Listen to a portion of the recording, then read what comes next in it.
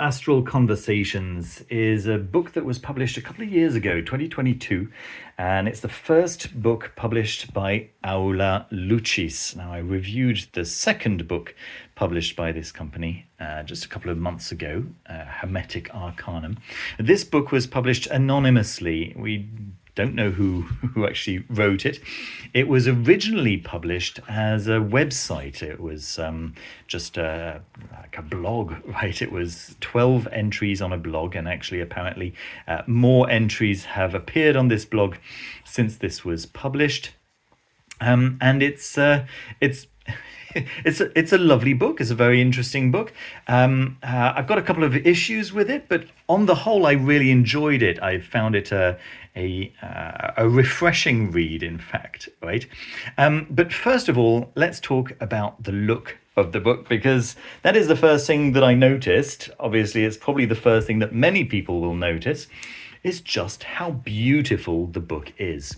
Right? The book is covered in this lovely fabric and print, stamped with this gold stamp, and it just looks absolutely lovely. I don't know how far I would be going wrong by, I don't know, intuiting that the binder, the actual bookmaker who made this book, may also be the binder for Scarlet Imprint. I don't know if that's completely off the mark, but it feels like it could be. All right, without knowing the facts, it feels like it could be. The kind of quality of the dust jacket feels identical to the quality of the dust jacket on, for example, the first edition of Jake Stratton Kent's Cyprian book.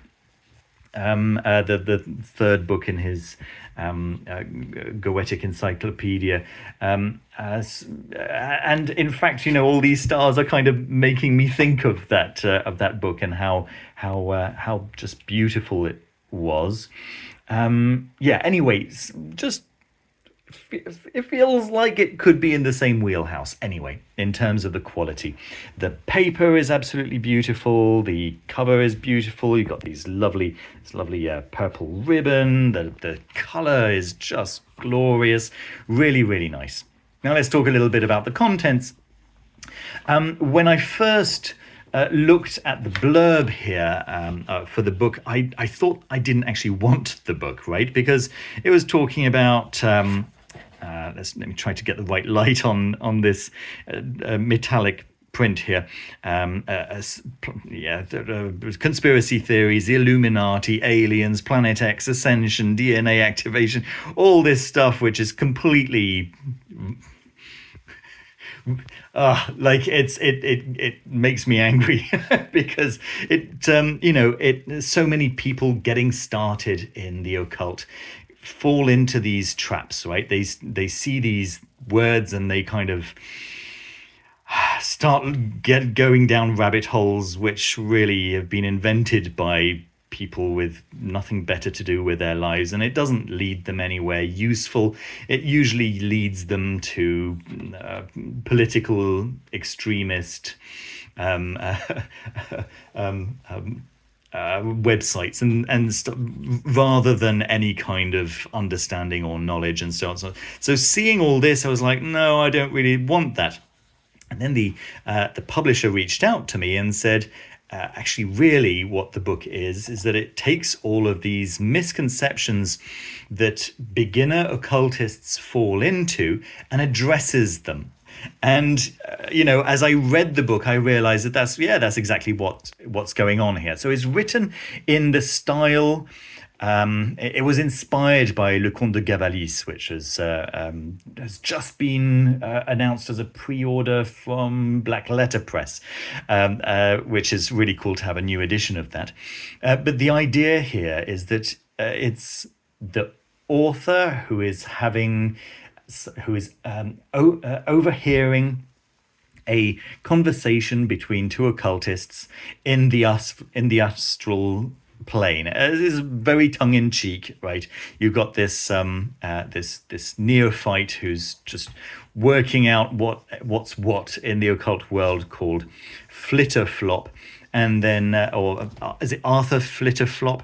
And then you've got I forget the Joshua Bombast. Here we go, who is this occultist who's been in the occult for a little bit longer, right? And has a wonderful time telling Flitterflop how stupid he is for believing in all this nonsense. And it read really nicely, it read really comfortably, and it was, it's as I say, it's very tongue-in-cheek, and it really does address so many of the pitfalls, the New Age pitfalls that so many beginners in the occult fall into, and and I don't know if anyone who's fallen into these pitfalls will necessarily take Bombast's words seriously, or whether they'll just go, it's because they don't know. They don't realize what the fifth dimension really is, and, and so on and so forth. But it was very nice for me to read, as someone who just despairs at the kind of conspiracy theories that people seem to spend time over. Just reading someone who has those conspiracy theories being told off, and then changing their mind, which of course never happens, right? That really is the realm of fantasy. But it was definitely fun to read. The way it's built is that, you have this conversation that's overheard astrally, and then there is the author's actual thoughts, right, as a short essay, usually about 4 to 5 pages at the end of every chapter. 12 different chapters, each on, there you go, so you get the commentary, right? You get the 12 different topics. Let me just show you maybe the page of contents. Here we go, just so you can get an idea of the kinds of topics that are covered. Now, there's one thing, and to be honest with you, I knew that this one thing, it was going to bother me from the very beginning, because in the preface, you're told to go to the back to have a look at the bibliography. And the bibliography starts off with, I can't remember how many books by Madame Blavatsky. And, as someone who understands the allure of Helena Blavatsky, I don't know that I would hold her in as high an esteem as the author here clearly does.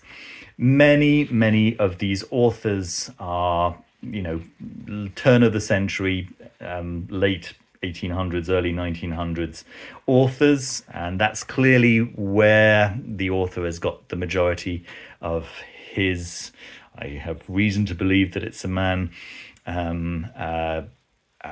knowledge and understanding. And to be honest with you, I've made videos about not judging where someone gets their knowledge from, as long as it is in fact knowledge.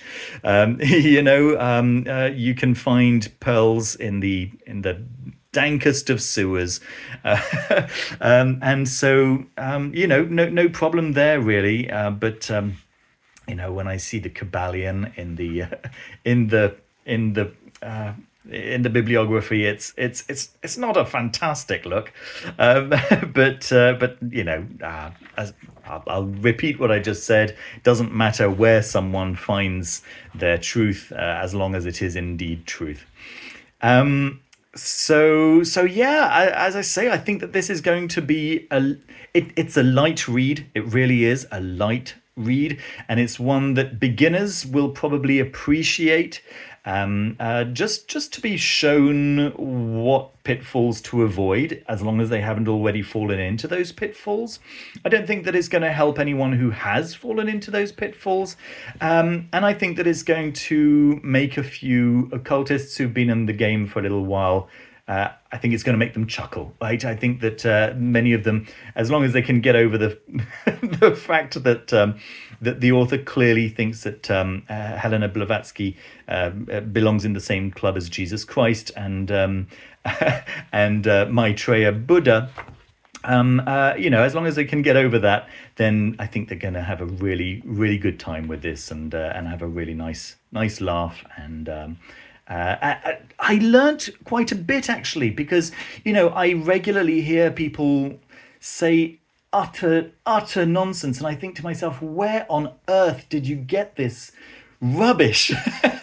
And well, the answers are mostly in here. The author has clearly done quite a bit of research and worked out the origins of a lot of the rubbish that you'll hear people talking about, and literally the authors that originally came up with it and what their inspirations were, and so on and so forth.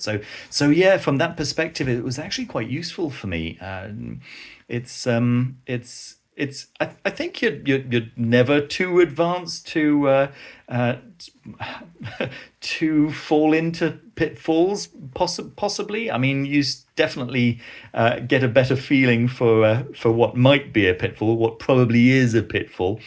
But yes. Anyway, I think that overall, I had an enjoyable time reading this book, and that really is the most important aspect of this book for me, is how enjoyable it was, how much fun it was. It's very, very comedic, very very, yeah, just fun. There we go. That's my review of Astral Conversations, author unknown.